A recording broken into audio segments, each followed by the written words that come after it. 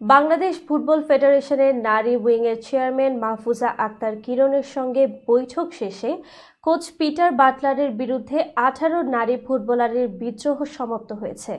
Coach বাটলারের অধীনেই অনুশীলনে ফিরতে রাজি হয়েছেন বিদ্রোহী ফুটবলাররা। তবে সাবিনা খাতুন ও ঋতুপর্ণারা আপাতত অনুশীলনে অংশ নেবেন না এবং আগামী সংযুক্ত আরব আমিরাত সফরেও তারা থাকবেন না। রোববার বাফুফেতে সংবাদ সম্মেলনে মাহফুজা আক্তার কিরণ বলেন, ফুটবলাররা অনুশীলনে ফিরতে রাজি হয়েছেন, তবে তাদের পুনরায় ক্যাম্প শুরু হওয়ার পর কোচ, ফেডারেশন ও খেলোয়াড়দের মধ্যে আলোচনা হবে। তিনি উল্লেখ করেন, নারী উইংয়ের মধ্যে ভুল বোঝাবুঝি ছিল, যার জন্য দায় বাফুফের জরুরি কমিটির উপর চাপানো হয়েছে। মাহফুজা আরও জানান, বিদ্রোহী ফুটবলাররা ছুটিতে গিয়ে ফের ক্যাম্পে যোগ দেবেন এবং 24 ফেব্রুয়ারি ক্যাম্প বন্ধ হওয়ার পর তারা আরব আমিরাতে যাবে। উল্লেখ্য, গত 30 জানুয়ারি কোচের বিরুদ্ধে 18 ফুটবলার লিখিত অভিযোগ তুলে ধরেছিলেন।